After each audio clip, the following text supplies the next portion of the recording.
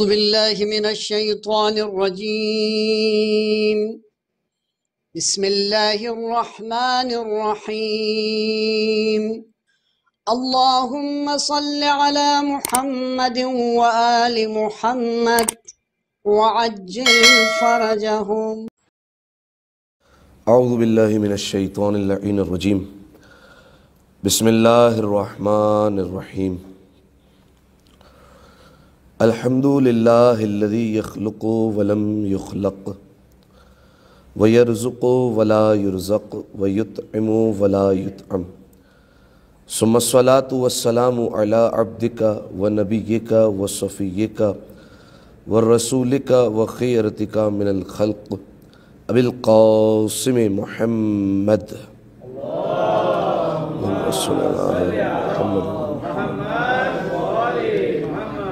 وعلى اہل بیتہ الطیبین الطاہرین المعصومین المظلومین، سیما ابن عمہ علی علیہ السلام، وهو النبأ العظیم والصراط المستقیم والقرآن الکلیم، وهو الصدیق الاکبر والفاروق الاعظم وحبل اللہ المتین وامام المسلمین ووصی رسول رب العالمین، واللعنۃ الدائمۃ علی اعدائہم اجمعین. اما بعد فقد قال اللہ سبحانہ وتعالی فی محکم کتابہ المبین. بسم اللہ الرحمن الرحیم.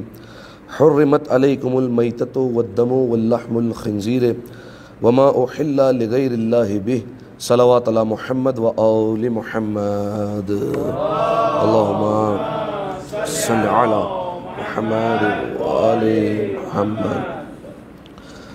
تمام تر تعریفیں اس ذات واجب الوجود کے لیے کہ جس نے ہمیں روز جمعہ دیکھنا نصیب فرمایا، اور تمام تر شکر بھی اسی کی بارگاہ میں کہ جس نے نماز جمعہ جیسی سعادت سے ہمیں ہمکنار فرمایا. مزید توفیقات میں اضافے کے لیے، اپنے نفوس کی اصلاح کے لیے، اور بالخصوص تقوی کی دولت سے مالا مال ہونے کے لیے ایک دفعہ مل جل کر بآواز بلند صلوات پڑھ دیں.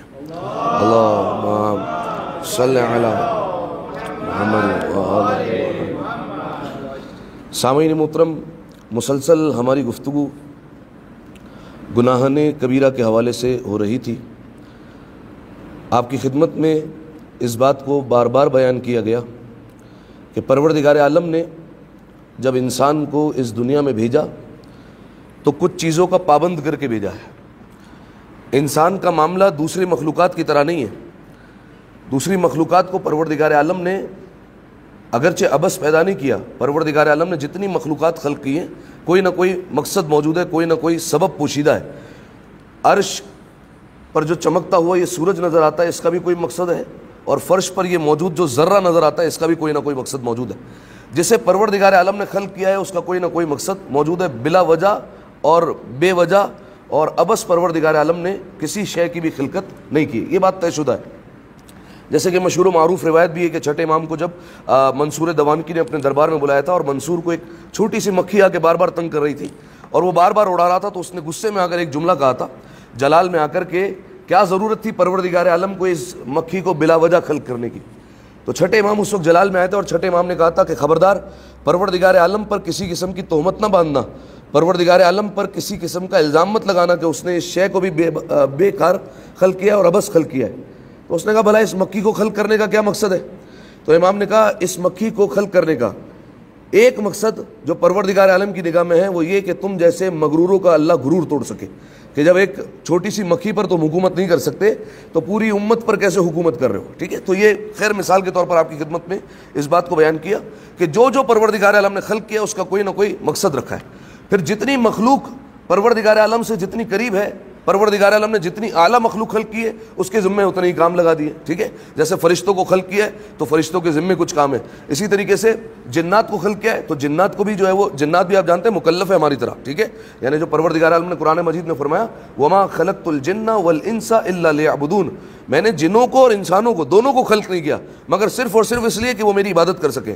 قیامت کے دن ہم صرف ہمارا انسانوں کا حساب نہیں ہوگا، جنات کا بھی حساب ہونے والا ہے کہ انہوں نے فلاں واجبات کو جو ہے وہ کیوں ترک کیا، فلاں محرمات کو کیوں انجام دیا، ان کا بھی حساب کتاب ہوگا. حتیٰ کہ روایت میں تو یہاں تک ہے کہ جانوروں کا بھی آپس میں حساب کتاب ہوگا. وہ کیوں، کس وجہ سے؟ دیکھیں، جانوروں کا تعلق جنت اور جہنم سے نہیں ہے، ان کو نہ جنت میں بھیجا جائے گا نہ جہنم میں بھیجا جائے گا. کچھ جانور ہیں جو جنت میں جائیں گے, ٹھیک ہے, جیسے اصحاب کہف کا کتا, صحیح ہے, جو ان کی وفاداری کی تھی اس نے, اور وہ اس وقت نہیں بھونکا تھا, اور اس نے اصحاب کہف کی حفاظت کی, تو اب یہ پروردگار عالم نے انعام رکھا کہ یہ اب جو ہے وہ جنت میں جائے گا, ٹھیک ہے. اس طریقے سے کچھ جانور ایسے ہیں کہ جن کے متعلق یہ کہا گیا کہ یہ جنت میں جائیں گے, لیکن باقی جانوروں میں جنت اور جہنم کا معاملہ نہیں ہے. تو اب جب جنت اور جہنم کا معاملہ نہیں ہے تو پھر حساب و کتاب کا کیا فلسفہ ہے؟ حساب و کتاب کا فلسفہ یہ ہے کہ جانور بھی, کیونکہ پروردگار عالم تو عادل ہے نا, پروردگار عالم تو ظلم نہیں کرے گا, اگر کسی پر ظلم ہوا ہے تو اس کا حساب تو لیا جائے گا. روایت کے جملے, قیامت کے دن اگر بالفرض ایک جانور بھی پروردگار عالم سے کہے گا کہ فلاں نے مجھے مارا تھا, فلاں نے مجھے اذیت پہنچائی تھی, تو حساب و کتاب لیا جائے گا. اگر انسان نے کیا ہے تو حساب و کتاب لینا ہے, اور اس کو جو اذیت دی ہے وہ تو حساب و کتاب ہوگا. لیکن اگر جانور شکایت کر دے کہ فلاں جانور نے مجھے سینگ مارا ہے, ٹھیک ہے, دنیا میں, تو اس کا بھی حساب کتاب جو ہے وہ ہوگا اور رہے گا, جانے نہیں دے گا. پروردگار عالم حکم دے گا کہ اب یہ بھی اس کو ایک سینگ مارے اور دونوں کو ہلاک کر کے ختم کر دیا جائے گا, وہ معاملہ ختم ہو جائے گا, ٹھیک ہے. تو خیر, پروردگار عالم نے جو مخلوقات خلق کی, جتنی اعلیٰ مخلوقات ہوتی گئی اس کے ذمہ کوئی نہ کوئی کام رکھا. اس میں سے جسے ہم کہتے ہیں سب سے اشرف المخلوقات انسان, کیسے ہو سکتا ہے پروردگار عالم جو ہے وہ ایک مکھی کا تو مقصد رکھے لیکن دنیا کو بھیجے, تو دنیا میں انسان کو بھیج کر کہے کہ تم آزاد ہو اور تمہیں ہم نے جو ہے وہ دنیا میں ایسے ہی بھیجا ہے؟ یہ تو ہو نہیں سکتا, ممکن نہیں ہے نا. یہ میں نے کیوں کہا؟ یہ اس وجہ سے کہا کیونکہ آج کل آپ کو بعض لوگ جو ہے وہ ایسے کہتے ہوئے نظر آئیں گے کہ دنیا یہ زندگی 4 دن کی ہے, اگر یہاں پر آئی گئے تو کھل کر انجوائے کر لیا جائے, ٹھیک ہے, کھل کر جو ہے وہ آزادانہ طور پر زندگی جی لی جائے. یہ کیا جو ہے وہ فلاں حکم لگا دیا گیا کہ فلاں چیز کھانا حرام ہے, فلاں چیز پینا حرام ہے, اس کے ساتھ بیٹھنا حرام ہے, اس کے ساتھ اٹھنا حلال ہے. یہ ساری کی ساری چیزیں کیا ہے یہ ہمیں سمجھ میں نہیں آتی. ہم تو اپنی جو ہے وہ زندگی جینے کے لیے آئے ہیں, لہذا زندگی جئیں گے. تو ان کے مطابق پروردگار عالم نے نعوذ باللہ ان کا کوئی مقصد ہی نہیں رکھا, اور وہ دنیا میں بھیج دیے گئے تو ابس خلق کر دیے گئے, اور دنیا میں بھیجا گیا ہے تو ان کا کوئی مقصد نہیں ہے. ان کا جو جی چاہے حلال کام کرے حرام کام کرے, ان کے لیے سب حلال ہے, وہ ہر چیز جو ہے وہ کرنے کے لیے تیار ہے, ٹھیک ہے. تو یہ ان کے منہ پر تماچا رکھنے کے لیے پروردگار عالم نے قرآن مجید کی اس آیت کو رکھا کہ کبھی تو ایسا ہوگا کہ زندگی میں بھولے بیٹھ کے قرآن اٹھا لو گے, یا کبھی تو ایسا ہوگا اگر قرآن پڑھنا نہیں آتا کبھی سن لو گے قرآن, تو یہ آیت تمہارے کانوں سے ٹکرائے گی تو صحیح کہ وما خلقت الجن والانس الا لیعبدون, کہ میں نے جنوں اور انسانوں کو خلق ہی نہیں کیا مگر صرف اس لیے کہ عبادت کے لیے خلق کیا ہے. اب اس کی زندگی کا جو ہر لمحہ ہے وہ عبادت میں گزرنا چاہیے. عبادت کا مطلب کیا ہے؟ عبادت کا مطلب یہ ہوتا ہے کہ پروردگار عالم کی مرضی کے مطابق زندگی گزارنا. آسان الفاظ میں بات کر رہا ہوں, یعنی آپ اس پر غور کیجئے کہ پروردگار عالم نے جب شیطان کو نکالا تھا, جب اس نے جناب آدم علیہ السلام کو سجدہ نہیں کیا تو اس نے کیا کہا تھا پروردگار عالم سے؟ ایک سجدہ چھوڑ دے, ایک سجدہ چھوڑ دے صرف, ٹھیک ہے. دنیا کے ہر چپے پر تجھے سجدہ کرنے کے لیے تیار ہوں, صرف ایک جانے دے یہ سجدہ. اسے سجدہ نہیں کروں گا کیونکہ میں آگ سے بنا ہوا ہوں اور یہ مٹی کا, یہ میری توہین ہے. آگ جو ہے وہ مٹی کے آگے نہیں جھکے گی, یہ میں نہیں کر سکتا. بس ایک سجدہ یہ چھوڑ دے, باقی جو ہے وہ میں چپے چپے پر سجدہ کرنے والا ہوں. اور آپ جانتے ہیں یہ شیطان کیا فرشتہ تھا کوئی؟ کیا شیطان فرشتہ تھا؟ جن تھا, ٹھیک ہے. اور جن بھی ایسا تھا کہ جو زمین پر بستا تھا. 6000 سال تک اس نے عبادت کی ہے, ٹھیک ہے, پروردگار عالم کی. اور دنیا کا کوئی ایسا گوشہ نہیں ہے کہ جہاں پر اس نے پروردگار عالم کی عبادت نہ کی ہو, ہر جگہ جا کر عبادت کی. اور عبادت کرتے کرتے کرتے کرتے اتنا بڑا مقام ملا کہ فرشتوں کی صفوں کا اسے سردار بنا دیا, ٹھیک ہے. شیطان کا اصل نام کیا ہے؟ نہیں, ابلیس نہیں, ایک اور نام ہے. جیسے یہ نام ہے نا, جبرائیل, میکائیل, اسرائیل, اسرافیل, آسن, عزازیل, ٹھیک ہے, یہ شیطان کا نام تھا. اسے فرشتوں کی صفوں کا سردار بنا دیا گیا تھا عبادت کی بنیاد پر, کہ عبادت اتنی عبادت کی کہ فرشتوں کے ایک جو زمین پر رہنے والا تھا, جو جن تھا, اس جن کو جا کر سردار بنا دیا فرشتوں کا کہ یہ حکومت کرے گا, ٹھیک ہے. لیکن کیا ہوا؟ پروردگار عالم نے کہا کہ کل میں حکم دینے والا ہوں, تم میں سے ایک شخص ایسا ہے کہ جو گمراہ ہو جائے گا, ٹھیک ہے, اور وہ میری بارگاہ سے نکالا جائے گا, رجیم ہو جائے گا, مردود ہو جائے گا, اسے میں باہر نکال دینے والا ہوں. ایک کو کہہ, ایک نکل جائے گا. کیا ہوا؟ سارے فرشتے شیطان کے پاس آتے تھے, ہمارے لیے دعا کر دے, ٹھیک ہے, ہمارے لیے دعا کر دے کہ پروردگار عالم ہمیں باہر نہ نکالے. اس نے سب کے لیے دعا کی, اپنے لیے دعا نہیں کی, ٹھیک ہے. اسے کہتے ہیں غرور اور تکبر. اپنے آپ پر اتنا بھروسہ تھا کہ میں کہاں باہر نکالا جاؤں گا, مجھے کہاں اللہ نکالے گا, میں تو زمین سے اٹھایا ہوا, مجھے اتنی عزت دی کہ میں جو ہے وہ ریت کا ذرہ تھا اور مجھے عرش کا جھومر بنا دیا اس نے, مجھے کہاں نکالے گا, میں تو فرشتوں کی صفوں کا سردار ہوں. بعض اوقات انسان میں یہ غرور آ جاتا ہے, تکبر آ جاتا ہے, سب کو یاد رکھتا ہے, خود کو بھول جاتا ہے, ٹھیک ہے. پروردگار عالم نے اٹھا کر اسی کو نکال دیا. اگلے دن جب اس نے کہا کہ میں اسے سجدہ نہیں کروں گا, ایک سجدہ چھوڑ دے. اب میں عبادت کا فلسفہ بتا رہا ہوں, یہ عبادت پروردگار عالم نے خلق کیا, تو عبادت کا مطلب کیا ہے؟ تو اس نے کہا کہ ایک سجدہ میں چھوڑ دے, باقی پوری دنیا پر چپے چپے پر سجدہ کرنے کے لیے تیار ہوں. پروردگار عالم نے ایک ہی جواب دیا, عبادتی ما ارید ولا ترید. عبادت وہ ہوتی ہے جو میں چاہوں, عبادت وہ نہیں ہوتی جو تو چاہے, ٹھیک ہے. جو میں نے چاہا ہے وہ عبادت ہے. تو مجھے دنیا کے چپے چپے پر سجدہ کر دے، مجھے وہ نہیں چاہیے، مجھے ایک سجدہ چاہیے، یہ والا سجدہ لا کر دے، ٹھیک ہے. اب یہ اس سے ایک بات کا جو ہے وہ حل مل گیا. بعض لوگ آپ کو ماہ رمضان میں راتوں کو نمازیں پڑھتے ہوئے نظر آئیں گے، ٹھیک ہے، حالانکہ وہ بدعت ہے، رسول اللہ کی جو ہے وہ زمانے میں نہیں تھی، اور وہ پڑھتے ہوئے آپ کو نظر آئیں گے، ٹھیک ہے. اب ان سے کہا جائے کہ یہ نمازیں کیوں پڑھتے ہو، وہ کیا کہتے ہوئے نظر آتے ہیں؟ پڑھتے تو اللہ کا ذکر ہی ہے، کر تو اللہ کا ذکر ہی رہے، پڑھ تو قرآن ہی رہے، رات بھر کھڑے ہو کر قرآن کی تلاوت تو ہو رہی ہے.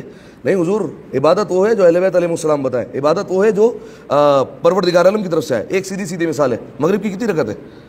3 ہے. اگر میں آج سے 4 پڑھنا شروع کروں صحیح ہے؟ 4 پڑھوں گا آج سے، ایک زیادہ ہی پڑھ رہا ہوں نا، پڑھ تو سبحان اللہ والحمد للہ ولا الہ الا اللہ واللہ اکبر ہی پڑھ رہا ہوں، ذکر تو اللہ کا کر رہا ہوں نا.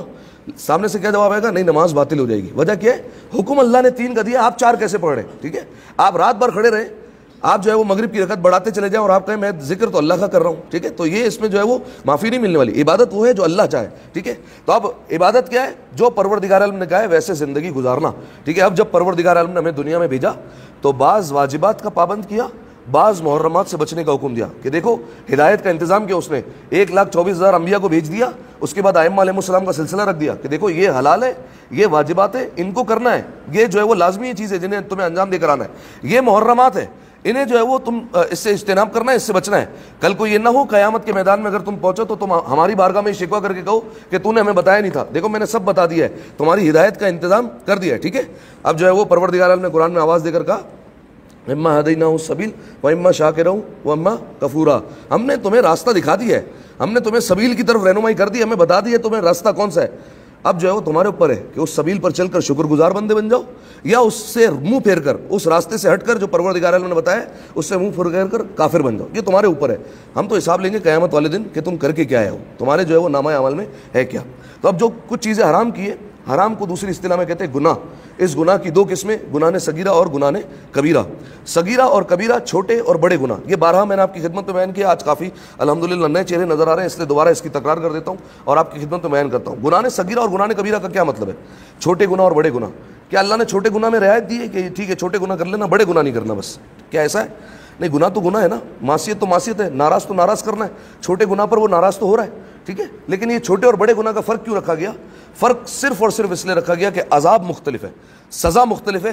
جس کی سزا کم ہے اسے گناہ صغیرہ کہتے ہیں، جس کی سزا بڑی ہے اسے گناہ کبیرہ کہتے ہیں. یہ طے شدہ بات ہے کہ جن گناہوں پر پروردگار عالم نے یا تو قرآن مجید میں یا اہل بیت علیہ السلام نے، رسول اللہ نے روایت میں جہنم کا اعلان کر دیا ہے، تو یہ طے شدہ بات ہے وہ گناہ کبیرہ ہے، ٹھیک ہے. اب اگر انسان نے کسی نے گناہ انجام دیا، گناہ کبیرہ میں سے خدا نخواستہ کوئی دنیا سے توبہ کیے بغیر چلا گیا، توبہ کر لے گا تو معافی مل جائے گی. توبہ کیے بغیر دنیا سے چلا گیا، قیامت کے میدان میں پہنچا تو نہ اللہ نے اپنی رحمت کی نگاہ کی، نہ اہل بیت علیہ السلام نے شفاعت کی، ٹھیک ہے. کچھ گناہ ایسے ہیں کہ اہل بیت علیہ السلام شفاعت نہیں کریں گے، جیسے نماز کو حقیر سمجھنا جو کہ ہمارے یہاں معمول بن چکا ہے، ٹھیک ہے. نماز کو حقیر سمجھ رہے، اہل بیت علیہ السلام نے کہہ دیا ہماری شفاعت نہیں ہوگی، ٹھیک ہے. کئی گناہ ایسے کہ پروردگار عالم کی رحمت نہیں ہوگی. میں نے غالباً گزشتہ نشست میں بیان کیا تھا آپ کے سامنے کہ پروردگار عالم کی رحمت بہت عظیم شے ہے. قیامت کے دن شیطان جیسا بدبخت انسان، یہ شیطان جو ہے وہ انسان تو نہیں، شیطان جیسا بدبخت جو ہے وہ یہ فرد یہ گمان کرنے لگے گا اتنی رحمت پروردگار عالم کی برس رہی ہے شاید یہ مجھے بھی معاف کر کے جنت میں ڈال دے گا. یہ روایت کے جملے، اتنی رحمت کرے گا پروردگار عالم. لیکن قیامت کے میدان میں کچھ لوگ ایسے ہوں گے جنہیں پروردگار عالم کہے گا یہ میری رحمت کے بھی مستحق نہیں ہے، ان پر میری رحمت نہیں جائے گی. تو اب اگر وہ گناہ کبیرہ کر چکے ہیں تو یہ طے شدہ بات ہے کہ ان کو جہنم میں جانا ہی پڑے گا، ٹھیک ہے. یہ گناہ صغیرہ اور گناہ کبیرہ کا فرق ہے. گناہ صغیرہ پر جہنم نہیں ہے، گناہ صغیرہ پر ہو سکتا ہے دنیا میں عذاب مل جائے، ہو سکتا ہے کوئی پریشانی ہو جائے، ہو سکتا ہے اولاد بیمار ہو جائے، ہو سکتا ہے جو ہے وہ چھوٹا موٹا حادثہ ہو جائے کوئی، ٹھیک ہے، ایکسیڈنٹ ہو جائے. یہ سارے کے سارے گناہ صغیرہ کے عذاب ہو سکتے ہیں. لیکن گناہ کبیرہ اگر توبہ کیے بغیر چلا گیا اور اللہ نے اور اہل بیت علیہ السلام نے قیامت میں ہاتھ اٹھا لیا تو پھر یہ طے شدہ بات ہے کہ جہنم اس کا مقدر بن کر رہے گی، ٹھیک ہے. ہاں اگر حالت ایمان میں گیا ہے، امیر المومنین کا چاہنے والا ہے، امیر المومنین کا اہل بیت علیہ السلام کا محب ہے، جہنم میں عذاب بھگتے گا اور پھر آئے گا جنت کی طرف، ٹھیک ہے. جنت میں تو بالآخر آنا ہی ہے، لیکن جو ہے وہ عذاب بھگت کر آئے گا، ٹھیک ہے. ایک دفعہ صلوات پڑھے مل کر بآواز بلند، اللہم صلی علی محمد وعلی. اب کئی گناہوں کے حوالے سے ہماری گفتگو ہوئی ہے، شرک کے حوالے سے، آقے والدین کے حوالے سے، جھوٹ کے حوالے سے، غیبت ہے، موسیقی ہے، رشوت ہے، سود خوری ہے، حرام خوری ہے، نشہ اور اشیاء ہے. کئی جو ہے وہ آپ کے سامنے بیان کی، اور آج یہ الحمدللہ تقریباً جو ہے وہ گناہ کبیرہ کے حوالے سے ہماری یہ 50ویں نشست ہونے والی ہے، اور تقریباً جو ہے وہ کتنی 48 ہو گئی، 48ویں نشست ہو گئی گناہ کبیرہ کے حوالے سے. اور اس میں ہم نے مسلسل آپ کی خدمت میں گناہ کبیرہ بیان کی، ان کی کیا مذمت تھی اہل بیت علیہ السلام کی روشنی میں وہ آپ کی خدمت میں بیان کیا. اب جو ہے وہ موضوع تقریباً اپنے اختتام کو جو ہے وہ پہنچ چکا، اور ہو سکتا ہے آج کی نشست آخری ہو یا اگلی نشست جو ہے وہ آخری ہو۔ آج جس گناہ کبیرہ پر بات کرنی ہے، پیش آنے والا مسئلہ ہے، وہ کیا ہے؟ مردار، خون اور سور کا گوشت کھانا، ٹھیک ہے؟ یہ بھی گناہ کبیرہ میں سے۔ آپ کے سامنے جس آیہ مجیدہ کو میں نے تلاوت کیا وہ سورہ مبارکہ نحل کی نہیں، سورہ مائدہ کی تیسری آیت ہے۔ سورہ مائدہ کی تیسری آیت میں پروردگار عالم کہہ رہا ہے حرمت علیکم المیتہ، تم پر حرام کر دیا گیا ہے مردار کو، والدم، خون کو، واللحم الخنزیر، اور سور کے گوشت کو، وما اہل لغیر اللہ بہ، اور فرمایا ان کو حرام کر دیا گیا ہے، فرمایا کہ جو اللہ کے علاوہ کسی اور کے لیے ہو، ٹھیک ہے؟ یہ آیت یاد رکھیے گا، آپ اس کو یاد کرنے کا اس لیے کہہ رہا ہوں کہ ہمارے جتنے مخالفین ہیں اس آیت کے ذریعے سے آپ پر اعتراض کرتے ہیں۔ کس بات پر اعتراض کرتے ہیں؟ کہ یہ جو ہم مجلسوں میں نیاز کرتے ہیں امام حسین علیہ السلام کی، یا یہ جو ماہ رجب چل رہا ہے اس میں جتنی نیاز ہوتی ہے وہ کہتا ہے سب حرام ہے اور سب بدعت ہے۔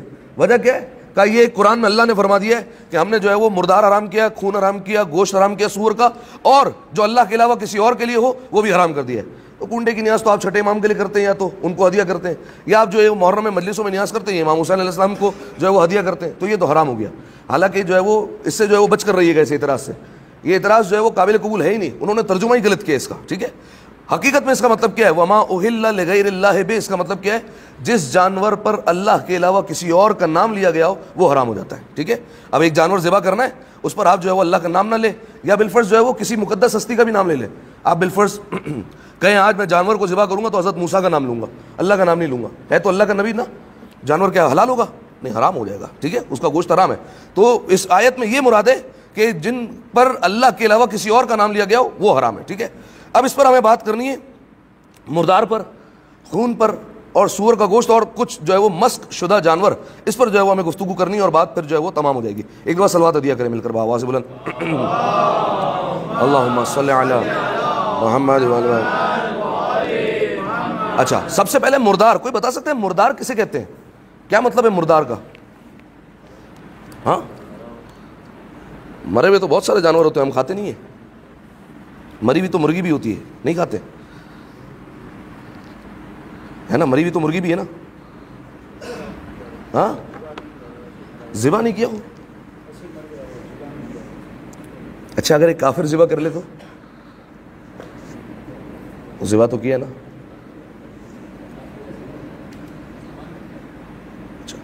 آسان سی تعریف ہے، جسے شرعی طریقے سے ذبح نہ کیا گیا ہو وہ مردار کہلاتا ہے، ٹھیک ہے؟ شریعت نے خاص طریقہ بتایا ہے، وہ طریقہ کیا ہے؟ وہ طریقہ یہ کہ تمہیں جانور کو قبلہ رخ کرنا ہے۔ اگر بالفرض کوئی شیعہ اثنا شری مسلمان جانور کو ذبح کرے، قبلہ رخ نہ کرے، جانور حلال ہوگا؟ نہیں، مردار ہو گیا، ختم ہو گئی بات، نہیں کھا سکتے اس کا گوشت آپ، ٹھیک ہے؟ اسی طریقے سے آغا سیستانی کا فتویٰ کہ اسٹیل کی چھری سے ذبح نہیں کیا جا سکتا، احتیاط واجب لگا دی انہوں نے۔ اب اگر کسی مجتہد کی طرف رجوع مل جائے تو الگ بات ہے، لیکن اگر رجوع نہیں مل رہا اور ذبح کر دیا تو اس جانور کا گوشت کھا سکتے؟ نہیں کھا سکتے۔ اسی طریقے سے جانور کو ذبح کرتے وقت اللہ کا نام نہیں لیا، جان بوجھ کر نام نہیں لیا اگر کسی نے، ٹھیک ہے؟ اس کے احکام الگ ہے۔ اگر بالفرض نام نہیں لیا، بسم اللہ نہیں پڑھا، اللہ کا نام نہیں لیا، یہ جانور جو ہے وہ مردار ہو جائے گا، اب سے نہیں کھایا جا سکتا۔ اسی طریقے سے جانور ذبح کون کر رہا ہے، یہ بڑا جو ہے وہ اہم امر ہے، ٹھیک ہے؟ اہم کام ہے کہ جانور کو ذبح کون کر رہا ہے۔ ضروری ہے آغا سیستانی کے فتوے کے مطابق ذبح کرنے والا مسلمان ہو۔ یہ ہمارے یہاں مسئلہ بہت پیش آ سکتا ہے، کسی جو ہے وہ بالفرض کام کرنے والے سے، عیسائی سے آپ نے ذبح کروا لیا، اگرچہ وہ کتابی کافر ہو، ٹھیک ہے، اہل کتاب ہو، تب بھی اس کا ذبیحہ حرام ہے، ٹھیک ہے؟ وہ جو جانور ہے وہ مردار کہلائے گا، اس کا ذبیحہ نہیں کھایا جا سکتا، ٹھیک ہے؟ تو آپ جہاں سے دیکھیں، گوشت کے معاملے میں تو تحقیق ضروری ہے، ہماری بات ہوتی رہتی ہے، گوشت کے معاملے میں تو تحقیق ضروری ہے، چاہے آپ مرغی لے رہے ہیں، چاہے مچھلی لے رہے ہیں، چاہے گوشت لے رہے ہیں، کوئی بھی لے رہے ہیں، گوشت کے معاملے میں تو شریعت تحقیق کرے گی، ٹھیک ہے؟ اور شریعت حکم دیتی تحقیق کرو پھر لو، ٹھیک ہے؟ کہ آیا شرعی طور پر ذبح کیا گیا یا نہیں کیا گیا۔ لیکن باقی چیزوں میں آپ کو رعایت مل جائے گی۔ بالفرض آپ کہیں پر گروسری کرنے گئے، اب جو ہے وہ کسی ملک کا جو ہے وہ بالفرض کوئی آئٹم پڑا ہوا ہے وہاں پر، ٹھیک ہے، گوشت یا مرغی کے علاوہ ہے، تو آپ لے سکتے ہیں نہیں لے سکتے؟ لے سکتے ہیں، اس میں تحقیق ضروری نہیں ہے۔ آغا سیستانی کہتے ہیں یہ مسئلے کی چھان بین کرنا ضروری نہیں ہے کہ تم پتہ کرو نیٹ پہ جو ہے وہ لکھو کہ اس کو کس کمپنی نے بنایا، اس کمپنی کا مذہب کیا ہے، یہ کیا ہے، تحقیق کرنے کی ضرورت نہیں، اٹھاؤ کھا لو، تحقیق کرنے کی جو ہے وہ کوئی ضرورت نہیں ہے، انویسٹیگیٹ کرنے کی جو ہے وہ یہاں پر کوئی ضرورت نہیں ہے۔ لیکن جہاں بات آ جاتی ہے گوشت کی، جس میں مرغی مچھلی سب شامل ہو جاتا ہے، یہاں پر شریعت کہتی ہے پہلے تحقیق کرو، اس میں ہم تمہیں رعایت نہیں دے سکتے، ٹھیک ہے؟ تو اب جو ہے وہ مردار کسے کہا جاتا ہے؟ جسے شرعی طریقے کے علاوہ کسی اور طریقے سے ذبح کیا گیا ہو. اب مسلمان کے علاوہ کوئی اور ذبح کر لے, اللہ کا نام اس پر نہ لے, یا بالفرض جو ہے وہ اس طریقے سے ذبح کرے کہ جو ہے وہ اس کی 4 رگیں نہ کٹے, کئی اس میں جو ہے وہ مسائل آ جائیں گے, تو وہ جانور پھر جو ہے وہ کیا ہو جاتا ہے؟ مردار ہو جاتا ہے. اسی طریقے سے جانور کا خون جو ہے وہ دوبارہ اس کے جسم میں پلٹ کر چلا جائے, ٹھیک ہے, تو یہ جو ہے وہ پورا جانور حرام ہو جاتا ہے, اس کا گوشت نہیں کھایا جا سکتا, ٹھیک ہے, کیونکہ اس خون میں ایسی بیماری ہوتی ہے کہ جو انسان کے لیے مضر ہو جاتی ہے. تو یہ مردار کسے کہا جاتا ہے؟ جسے شرعی طریقے کے علاوہ ذبح کیا جائے وہ کہلاتا ہے مردار, ٹھیک ہے. اچھا, اب جو ہے وہ ایک دفعہ صلوات پڑھیں میرے مل کر بآواز بلند, اللہ صلی علی. اچھا دیکھیے, شریعت نے جو چیز حرام کی ہے نا اس کے پیچھے کوئی نہ کوئی فلسفہ ہے. ایسے شریعت نے حرام نہیں کیا, بلکہ ہمارے مخالفین یا دوسرے مذاہب والے ہم پر ہنستے رہے کہ تمہارے مذہب نے یہ بھی حرام کیا ہے کہ تو ہم جو ہے وہ کھاتے ہیں, ہمیں کچھ نہیں ہوتا, ٹھیک ہے, لیکن اس کا کوئی نہ کوئی نقصان موجود ہوگا. ایسا نہیں کہ کوئی نقصان نہ ہو, ٹھیک ہے. شریعت نے جو چیز حرام کی اس کے پیچھے کوئی نہ کوئی فلسفہ ضرور رکھا ہوا ہے. امام سے پوچھا گیا, چھٹے امام امام جعفر صادق علیہ الصلوۃ والسلام سے, اللہم صلی علی محمد, امام سے پوچھا گیا مولا مردار کیوں حرام کیا گیا؟ مردار آپ سمجھ گئے نا, شرعی طریقے کے علاوہ جیسے ذبح کیا گیا. مولا یہ مردار کو کیوں حرام کیا گیا؟ مولا نے فرمایا جو کوئی مردار کے پاس جائے گا اسے کھائے گا, اس کا جسم ایک نہ ایک دن کمزور اور دبلا ہو جائے گا, ٹھیک ہے, کمزور ہو جائے گا, وہ اس کی نسل ختم ہو جائے گی. مردار کھانا والا آدمی کا نقصان یہ کہ وہ کبھی بھی اچانک مر سکتا ہے, اسے اچانک موت کا سامنا کرنا پڑے گا, ٹھیک ہے. کتنا بڑا نقصان ہے. اہل بیت علیہ السلام نے ایک فارمولا دے کر رہتی دنیا تک ہمیں جو ہے وہ اس نقصان سے بچا لیا, اگر تم اس کو فالو کرو. یہ جو ہم پر لوگ اعتراض کرتے ہیں نا, لوگ سوال کرتے ہیں کہ آپ کے مجتہدین, آپ کے علماء کرام, کوئی 100 سال کا ہے, کوئی 105 سال کا ہے, کوئی 90 سال کا ہے, کوئی 95 سال کا ہے, اتنی لمبی لمبی زندگی. آج کے زمانے میں تو ایوریج زندگی 60 سال ہوتی ہے, 55 سال ہوتی ہے, 55 کے بعد کہتے ہیں بونس میں جی رہا ہے, ٹھیک ہے. لیکن جو ہے وہ آپ کے مجتہدین کی زندگی اتنی لمبی, اتنی طویل کیوں ہوتی ہے؟ حالانکہ جو ہے وہ نہ وہ, کیونکہ ان کی سیکیورٹی, ان کا پروٹوکول, ان کی تمام معاملات ایسے, نہ وہ گھر سے باہر نکلتے, ٹھیک ہے. آپ دیکھ لیجیے آغا سیستانی, کیا وہ باہر آتے؟ نہیں آتے گھر سے, عرصے سے جو ہے وہ گھر سے باہر نہیں نکلے, ٹھیک ہے. آیت اللہ وحید خراسانی کی عمر 100 سے عبور کر گئی ہے, ٹھیک ہے. گھر سے کیا باہر آتے ہیں؟ سال میں ایک آدھ دفعہ کبھی ایام فاطمیہ کے جلوس کے لیے نکلا ہے تو نکلا ہے, ورنہ نہیں آتے باہر, ٹھیک ہے. تو نہ وہ واکنگ ہو رہی ہے, نہ ایکسرسائز ہو رہی ہے, نہ کوئی ورزش ہو رہی ہے, اس کے بعد اتنی طویل زندگی, ٹھیک ہے. یہ کیسے ہو سکتا ہے؟ تو انہوں نے ایک ہی جواب دیا, فرمایا جو ہمارے اہل بیت علیہ السلام نے کھانے کے معاملات میں مستحبات اور مکروہات بتا دیے, ہمارے مجتہدین اتنی باریکی سے فالو کرتے ہیں کہ اتنی طویل زندگی ہوتی ہے, ٹھیک ہے. مستحبات اور مکروہات, کھانے سے پہلے بسم اللہ پڑھنا, اس کا ایک الگ اثر ہے, ٹھیک ہے. کھانے سے پہلے نمک چکھنا, روایت کے جملے 70 بیماریوں سے انسان محفوظ ہو جاتا ہے, ٹھیک ہے. اس طریقے سے کئی معاملات, مستحبات, مکروہات سے بچتے ہیں, اتنی طویل زندگی ہوتی ہے بغیر ورزش کے, بغیر ایکسرسائز کے, ٹھیک ہے. تو یہ جو اعتراض کیا جاتا ہے اس کا جو ہے وہ جواب ہے. مولانا نے فرمایا جو کوئی مردار کھانے والا آدمی ہوتا ہے, اچانک مر جاتا ہے, اسے ایک دن اچانک موت کا جو ہے وہ سامنا کرنا پڑے گا. اچھا, یہ ہو گئی مردار کے حوالے سے بات کہ مردار جو ہے وہ ہم نہیں کھا سکتے, ٹھیک ہے. یا مردار میں جو ہے وہ ساری چیزیں آ جائے گی. بالفرض کوئی عید قربان کے لیے جانور لے کر آیا, اسے کرنٹ لگا مر گیا, ٹھیک ہے, یہ مردار کہلائے گا. اب جو ہے وہ فیشن چل چکا ہے, کم از کم کراچی کا تو مجھے پتا ہے کہ وہ اگر گائے یا جو ہے وہ کوئی قربانی کے لیے جانور لیں گے تو اس کو چھت پر رکھیں گے, ٹھیک ہے, اور اس کو کرینوں کے ذریعے سے چڑھایا جا رہا ہے اور جانور کو, اور اوپر چھت پر رکھا جا رہا ہے. وہ کتنے حادثے ہوئے, کرین کی جو ہے وہ جو روپ ہے وہ ٹوٹی اور جو ہے وہ جانور گر کے مر گیا, ٹھیک ہے. تو یہ جو مر گیا جانور, تو یہ کیا کھانا حلال ہے؟ نہیں, حلال نہیں ہے, اسے شرعی طور پر ذبح نہیں کیا گیا, ٹھیک ہے. لہٰذا اس کو کھانا جائز نہیں ہوگا. اس میں کئی طریقے آ سکتے ہیں, درخت سے ٹکرا کے مر گیا, گر کر مر گیا, کہیں اونچائی سے مر گیا, کنویں میں گر گیا, کوئی بھی ہو, شریعت کے علاوہ کسی طریقے سے بھی ذبح کیا جائے تو یہ مردار جو ہے وہ کیا ہوتا ہے؟ حرام ہوتا ہے. اچھا, ایک بات میں نے آپ کے سامنے بیان کی کہ جو ہے وہ قبلہ رخ کر کے کرنا ہے اور مسلمان جو ہے وہ ذبح کرے. مچھلی کا کیا حکم ہے؟ مچھلی کا کیا حکم ہے؟ وہ کھا سکتے ہیں ایسے؟ ہاں, چھلکے والی تو ہونی چاہیے, چھلکے والی کی بات کر رہا ہوں. وہ کھا سکتے ہیں ایسے ہی؟ چھلکا کہنے کا مطلب یہ, اگر کافر اسے نکالے پانی سے,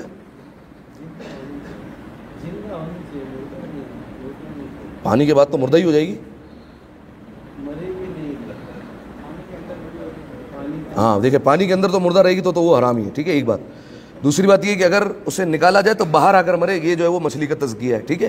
اچھا, مچھلی کے معاملے میں جو ہے وہ یہ رعایت مل جاتی ہے کہ اگر وہ کافر بھی پکڑ کر شکار کر رہا ہے تو بھی جو ہے وہ اس کا کھانا جائز ہوتا ہے, اس میں کھانے میں مسئلہ نہیں ہے, ٹھیک ہے, بشرط یہ کہ یہ اطمینان ہو کہ یہ سمندر کے اندر مری بھی نہیں ہے, ٹھیک ہے.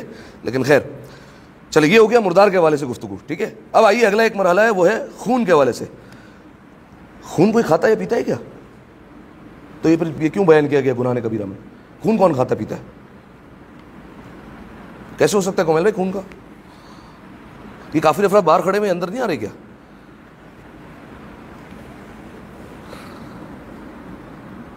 ہے بھائی خون کیسے کھاتے ہیں؟ ہاں ہاں ٹھیک ہے، کسی جانور سے دودھ نکالا، دودھ کے ساتھ خون آ گیا، ٹھیک ہے، کوئی جانور جو ہے وہ ذبح کیا گیا، گوشت پر جو ہے وہ خون لگا ہوا ہے، اگرچہ جو ہے وہ جانور سے ایک مقدار تک خون نکل گیا تو خون پاک ہو جاتا ہے، اندر جو خون رہ گیا وہ پاک ہے، لیکن یاد رکھیے گا یہ ہمارے یہاں بہت زیادہ جو ہے وہ کمیونیکیشن ہوتی ہے اور جو ہے وہ یہ بات سمجھنے میں جو ہے وہ مشکل ہوتی ہے. پاک ہونا اور ہے، کھانا حلال حرام ہونا اور ہے، دونوں الگ الگ چیزیں، ٹھیک ہے. ہم یہ کہتے ہیں اگر بالفرض اندر خون جو رہ گیا وہ حلال ہے یعنی پاک ہے تو اب اس کا کھانا بھی حلال ہے، ایسا نہیں ہے. مٹی پاک ہے یا نجس ہے؟ پاک ہے. کھانا حلال ہے حرام ہے؟ حرام ہے، ٹھیک ہے. اس مثال کو جو ہے وہ یاد رکھیں. اسی طریقے سے جانور کے اندر جو خون رہ گیا وہ ہے تو پاک، لیکن کیا اس کو کھا سکتے ہیں؟ کیا نہیں کھا نہیں سکتے، ٹھیک ہے، اس کو کھایا نہیں جا سکتا. اگر جو ہے وہ بالفرض گوشت کے ساتھ لگا ہوا خون دیکھے، کبھی انڈے میں جو ہے وہ خون نکلا ہے، کبھی دودھ کے ساتھ خون آ جائے تو اس کا کیا کھانا حرام ہے؟ کھانا جو ہے وہ حلال ہے؟ نہیں، جو ہے وہ حلال نہیں ہوگا. بلکہ جو ہے وہ معصوم نے فرمایا، چھٹے امام نے فرمایا کہ جو خون کو کھا لے، ٹھیک ہے، یعنی جانور کے دودھ کے ساتھ گوشت کے ساتھ، وہ قلب کے مرض میں جو ہے وہ مبتلا ہوگا، ٹھیک ہے، شدید پیاس پن کے یا پاگل پن کے مرض میں مبتلا ہو جائے گا، سنگ دل ہو جائے گا، اس کا دل جو ہے وہ سخت ہو جائے گا، ٹھیک ہے، اس کے اندر مہربانی کی کمی ہو جائے گی، ٹھیک ہے، لوگوں پر مہربان نہیں ہوگا وہ، ٹھیک ہے، ماں باپ عزیزوں دوستوں کو قتل کرنے سے بھی گریز نہیں کرے گا، ٹھیک ہے. یہ خون کھانے کا نقصان ہے. یعنی جو ہے وہ خون جو ہے وہ جو کھاتے ہیں وہ آدم خور کھاتے ہیں، ٹھیک ہے. تو ان کی آپ حالت دیکھ لیجیے وہ کیا ہوتی ہے کہ وہ کسی انسان کو بھی مارتے ہوئے جو ہے وہ سوچتے نہیں ہے. تو یہی اس کے انسان کی حالت ہو جاتی ہے کہ اگر وہ خون کھانا مسلسل شروع کر دے، پرواہ نہیں کرے، گوشت میں خون لگائے، ٹھیک ہے، بنا ڈالو اس کو ایسے ہی، ٹھیک ہے، ایسے ہی کھا لیں گے.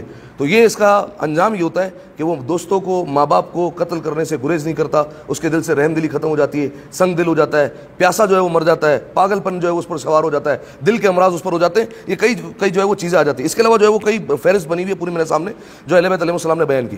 آخری بات، اسی طریقے کچھ جانور ایسے ہیں کہ جن کو شریعت نے حرام ہی کیا، این نجس جانور، جیسے کتا اور سور، ٹھیک ہے. اب جو ہے وہ کتے کی تو بات نہیں کریں گے، سور کے حوالے سے جو کہ زیادہ گوشت کھایا جاتا ہے، ٹھیک ہے.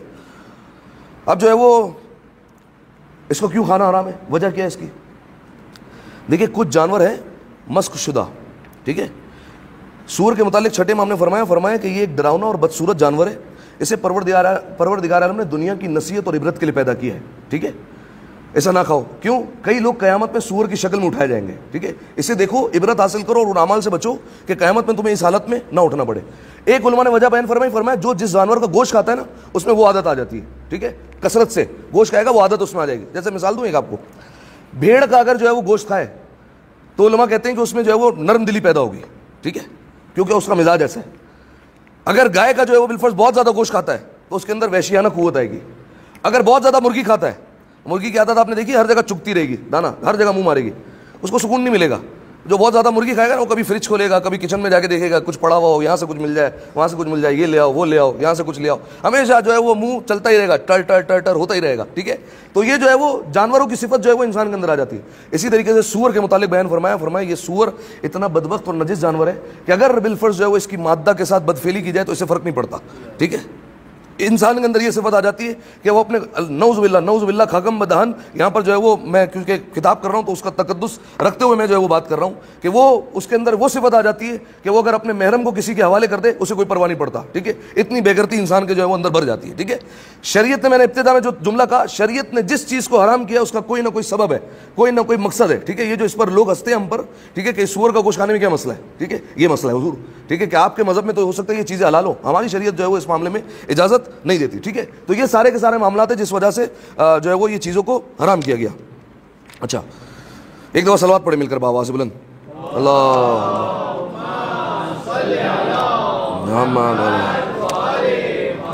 خیر کئی چیزیں بیان کرنے سے رہ گئی اور کئی جو ہے وہ میں چیزیں دیکھ کر آیا تھا جو بیان کرنی تھی آپ کے سامنے، لیکن خیر بات کو یہ رکتے ہیں. اسی طریقے سے بعض جو ہے وہ جانور جو حرام ہے ان کو کہا جاتا ہے مسوخات. یہ کسے کہتے ہیں؟ مسوخات کہتے ہیں مسخ شدہ جانور.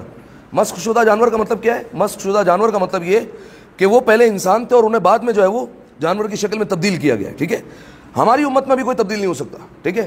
وہ اس وجہ سے کیونکہ ہماری امت مرحومہ ہے. امت مرحومہ کیا مطلب؟ رسول اللہ جس امت میں آ گئے تو پروردگار عالم نے کئی چیزیں تبدیل کر دی، ٹھیک ہے، کہ اب اس امت پر عذاب نہیں آئے گا، ٹھیک ہے، کہ مسخ شدہ والا. ورنہ پرانے زمانے میں کوئی، ابھی میں آپ کے سامنے گناہ رکھتا ہوں، پرانے زمانے میں گناہ ہوا فوراً جو ہے وہ مسخ ہو گیا، رات کو سویا تو انسان تھا، صبح اٹھا تو جانور میں تبدیل. ٹھیک ہے، یہ میں اس لیے بول رہا ہوں کہ ہماری امت میں اس لیے نہیں ہو سکتا کیونکہ آج سے کچھ عرصہ پہلے مجھے یاد پڑا ہے باقاعدہ کراچی میں جو ہے وہ پیپرز بٹے تھے کہ فلاں جو ہے وہ شخص نے قرآن جو ہے وہ زمین پر گرایا تو بندر کی شکل میں تبدیل ہو گیا. ٹھیک ہے، یہ غلط ہے، نہیں ہو سکتا ایسا. کیوں؟ کیونکہ رسول اللہ سے وعدہ کر لیا گیا کہ آپ کی امت مرحومہ ہے. ٹھیک ہے، عذاب مل سکتا ہے، اس کو موت آ سکتی ہے. ٹھیک ہے، اچانک مر سکتا ہے وہ. ٹھیک ہے، حادثہ ہو سکتا ہے اس کے ساتھ، لیکن مسخ ہونا یہ رسول اللہ کی امت کے ساتھ فی الحال خاص نہیں ہے. ہاں، یہ رسول اللہ کی امت برزخ میں جا کر مسخ ہو جائے گی. ٹھیک ہے، قیامت میں جا کر مسخ ہو جائے گی. یہ جو ہے وہ دوسری شکلوں میں اٹھائی جائے گی. ٹھیک ہے، جو کہ چوتھے امام کا بھی فرمان ہے. چوتھے امام کو کسی نے کہا مولا اس سال حج پر اتنے سارے لوگ آئے. مولا نے آنکھوں پر ہاتھ پھیر لیا، کہا دیکھو ذرا. اب جو دیکھا کوئی ریچھ کی شکل میں، کوئی سور کی شکل میں، کوئی بندر کی شکل میں. مولا نے کہا انسان نہیں ہے یہ. ٹھیک ہے، یہ مسخ شدہ جانور ہے، لیکن جو ہے وہ تمہیں انسان دکھ رہے ہیں. یہ رسول اللہ کا کرم ہے کہ جو ہے وہ یہ ہم میں سے کوئی، ہماری امت میں سے کوئی تبدیل نہیں ہو سکتا. ٹھیک ہے، اب مسخ شدہ جانور کون کون سے؟ شیخ صدوق نے اپنی کتاب الخصال میں اس کو جو ہے وہ بیان فرمایا. جو مسخ شدہ جانور ہے: ہاتھی، ریچھ، خرگوش، بچھو، گوہ یعنی جو چپکلی کی طرح جانور ہے، مکڑی، تالاب کا ایک کوئی خاص قسم کا کالا کیڑا ہوتا ہے، بے چھلکا مچھلی، وطوات، بندر، خنزیر، زہرہ، سہیل. یہ 13 جو ہے وہ بیان کیے، فرمایا یہ وہ جانور ہے. اب کتنی تو جو ہے وہ پتہ بھی نہیں ہے کون سے یہ، لیکن یہ 13 وہ جانور ہے کہ جو مسخ شدہ ہے. یعنی پہلے یہ کوئی اور تھے لیکن اسے بعد میں کسی نہ کسی جرم کی بنیاد پر جو ہے وہ تبدیل کیا. جیسے یہ جو بغیر چھلکے والی مچھلی ہے، اس کا جرم یہ تھا کہ داڑھی نہیں رکھا کرتی تھی. ٹھیک ہے، پروردگار عالم نے نبی کے ذریعے سے پہنچایا حکم داڑھی رکھو. ٹھیک ہے، نہیں رکھا، باز نہیں آئی، پروردگار عالم نے بدل دیا بغیر چھلکے والی مچھلی میں. ٹھیک ہے، اور معصوم نے فرمایا ہے کہ جتنے بھی مسخ شدہ جانور ہیں 3 دن سے زیادہ زندہ نہیں رہے. 3 دن انہیں زندہ رکھا گیا، 3 دن بعد ان سب کو ہلاک کر دیا گیا. اس کے بعد پروردگار عالم نے ان جانوروں کو دوبارہ خلق کیا تاکہ وہ تمام زمانے کے لیے عبرت کا نشان بن جائے. ٹھیک ہے، تو یہ بغیر چھلکے والی مچھلی، یہ جو ہے وہ قوم جو داڑھی نہیں رکھا کرتی تھی، ہلاک کر دیا گیا اور انہیں جو ہے وہ مار دیا گیا. ٹھیک ہے، اب عبرت کے لیے پروردگار عالم نے رکھا سمندر میں اس مچھلی کو کھانا حرام ہے، لیکن تم اسے دیکھو تو عبرت حاصل کرو. یہ وہ قوم تھی کہ جو داڑھی نہیں رکھا کرتی تھی ایک. ٹھیک ہے، اسی طریقے سے جو ہے وہ کئی چیزیں. خرگوش ہمارے مخالفین کھاتے ہیں. ٹھیک ہے، ملتا بھی ہے جگہ جگہ، ہم نہیں کھا سکتے. وجہ کیا ہے؟ وجہ یہ ہے کہ یہ وہ خاتون تھی کہ جو مخصوص ایام کا غسل انجام نہیں دیا کرتی تھی. ٹھیک ہے، یہ بھی گناہ ہے، مسخ کر دیا پروردگار عالم نے. ٹھیک ہے، خرگوش میں تبدیل کر دیا. کئی جو ہے وہ پوری فہرست ہے، لیکن خیر جو ہے وہ وقت ختم ہو گیا، ورنہ میں آپ کے سامنے بیان کرتا. یہ وہ جو ہے وہ گناہ، کوئی جو ہے وہ جانور ایسا تھا جو چغل خور تھا. ٹھیک ہے، پہلے پروردگار عالم نے تبدیل کر دیا. کوئی کسی کے عیب تلاش کرنے کے پیچھے لگا رہتا تھا، پروردگار عالم نے مسخ کر دیا. ہماری قوم میں کیا یہ سارے کے سارے جو ہے وہ نہیں ہوتے، عیوب نہیں ہوتے؟ کہیں پر 4-5 بندے بیٹھ جائے تو یہی ہوتا ہے. ٹھیک ہے، کہ جو ہے وہ کسی کی جو ہے وہ چغل خوری کرنا، کسی پر تہمت لگانا، کسی پر بہتان لگانا. تو رسول اللہ کی امت کا کرم ہے کہ جو ہے وہ مسخ ہونے سے بچ گئے، ورنہ تو جو ہے وہ نہ جانے کب کے جو ہے وہ تبدیل ہو چکے ہوتے. ایک دفعہ صلوات پڑھیں مل کر باوا سے بلند. اللہم صلی علی محمد و علی محمد. چلیں، یہ جو ہے وہ آج کے حوالے سے گفتگو ہو گئی. مردار، خون، سور کا گوشت کھانا اور جو ہے وہ مسوخات یعنی جو مسخ شدہ جانور ہیں، ان سب کا کھانا حرام ہے. شریعت نے کوئی نہ کوئی اس کے پیچھے علت رکھی ہوئی، اس وجہ سے جو ہے وہ حرام کیا. ٹھیک ہے، اعوذ باللہ من الشیطان اللعین الرجیم، بسم اللہ الرحمن الرحیم، انا اعطیناک الکوثر فصل لربک وانحر ان شانک هو الابتر. ایک دفعہ صلوات پڑھیں مل کر باواز بلند.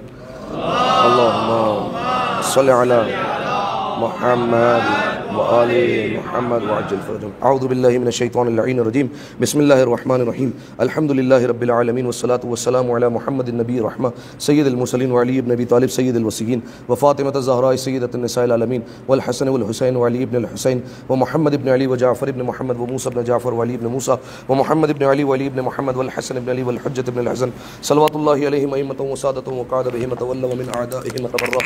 اللهم انی رضیت بهم ائمة فرزنی لهم انك على كل شيء قدیر. أعوذ بالله من الشيطان الرجيم. بسم الله الرحمن الرحيم. اللهم صل على محمد وآل محمد وعجل فرجهم.